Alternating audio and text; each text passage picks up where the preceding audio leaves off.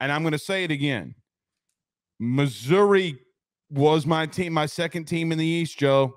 They were my second team in the East. And remember, I got absolutely abused by people for picking Missouri because I said, I'm just going to go out on a limb here. Now, I did say that if this didn't happen, I'm just overthinking it. Well, they're 5-0 with a chance to go 6-0. I just can't pick I think LSU is still more talented. I do. Okay, so here are my thoughts on the game. And I know that this might set you off. And this is actually also probably going to set off some of our Missouri listeners because we actually have a decently sized Missouri listenership. Are we going to set it off in this mother like our name is Little Boosie? All right, settle down. Okay. What I was going to say is I'm picking Missouri.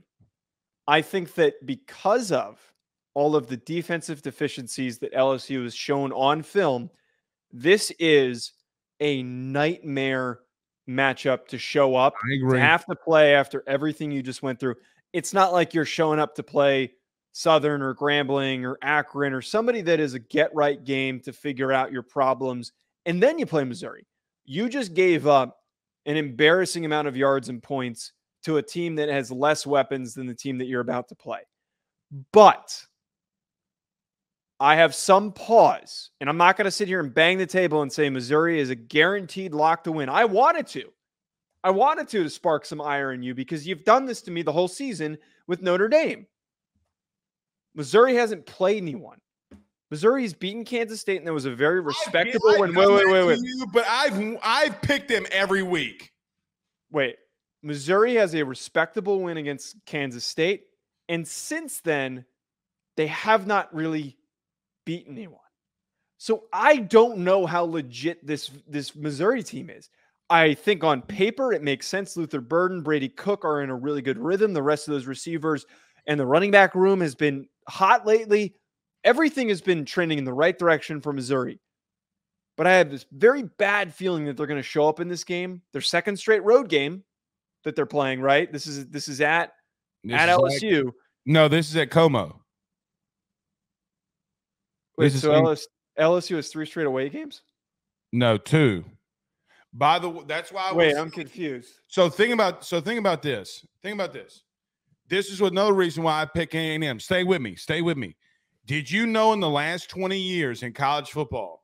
Well, that was why I thought this, because you bring this up often, and it's a very good stat. Yeah, no team besides 2019 LSU and 2022 Georgia has won back-to-back road games. LSU just went on the road to Ole Miss and go on the road to Como. Historically speaking, you normally you lose the first one unless you play a ranked opponent, Bama, in the second one. Okay. No team. Here's another stat for LSU. No team, okay, in the SEC has played 3 straight ranked opponents ever in September in conference. It's never happened. So there are some things like why I'm picking A&M, because how hard it is to go on the road back-to-back weeks. Mm-hmm. But for Missouri, though, Joe, their secondary has not seen this. No.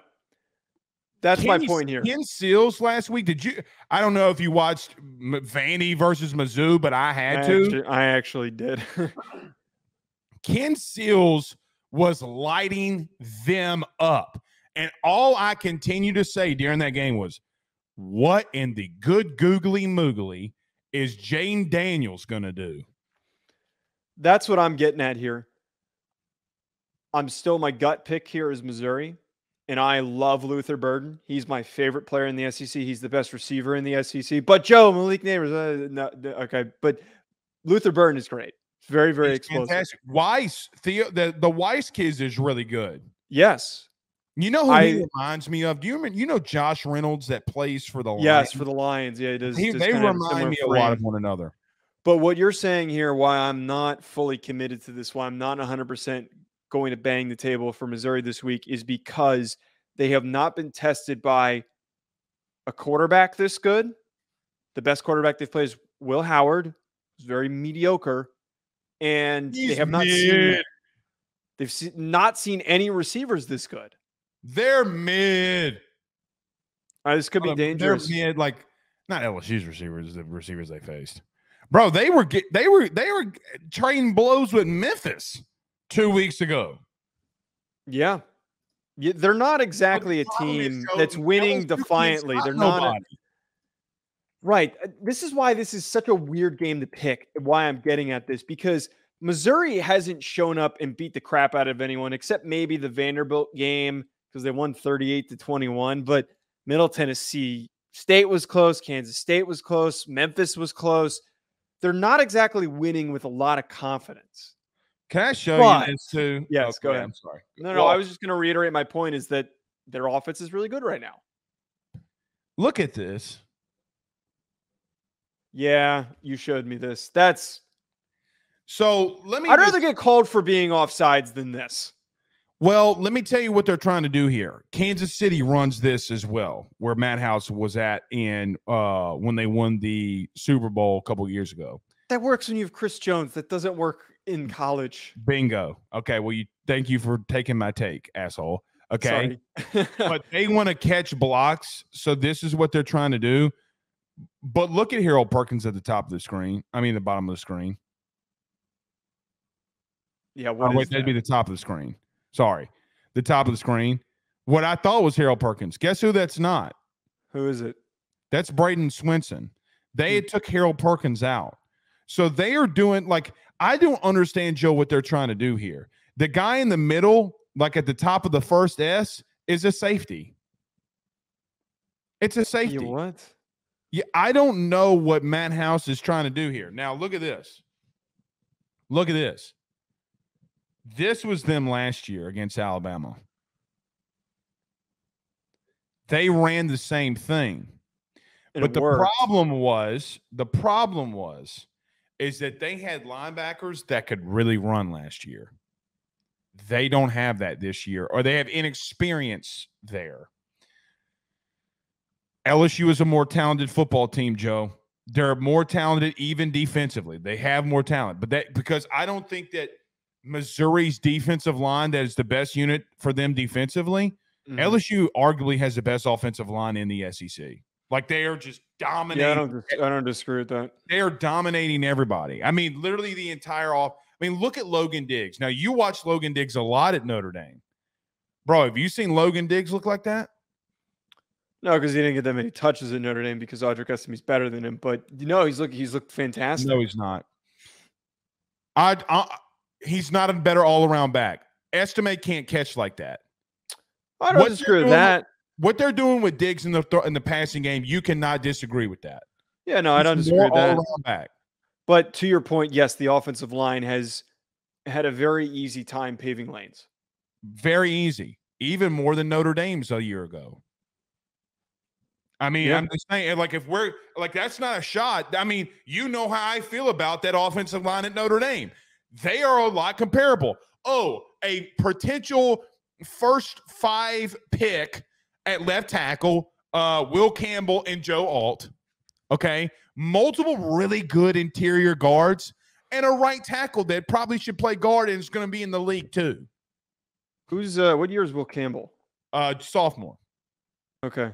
But you know what's interesting? The same exact offensive line, basically, for Notre Dame is exactly LSU and Notre Dame's offensive line, when you look at how they were built, is almost identical. Yeah, I mean, he's got a formula, and it's worked. It's worked. I had something sent to me because we're Phil Simms and Matt Simms are doing a show with Believe now, and I work very closely with Matt for anyone who follows the other show that do the first team. And the quote that was said by Phil was really, really good point, that fast teams get slower, but big teams don't get smaller. So when you got a big, meaty offensive line that can really grind you out.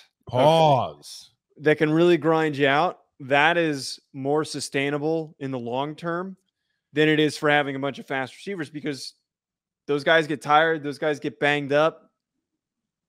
I just think it's a really interesting What do you point. think the offensive line does? You think we just sit there and play patty cake all day? Okay. You got to catch 8 passes a game. You're more physically built and more physically, mentally tougher to endure that. All right, so here's the truth. Offense and defensive linemen are built tougher, and they're tougher human beings than any receiver any day of the week. Chris, just wait until the guys that can grind. Just wait until the combine, man. Oh my God, got big meaty guys in their underwear. Even better for me. You say some very pause-worthy things. Oh yeah, I'm not gonna hide behind that.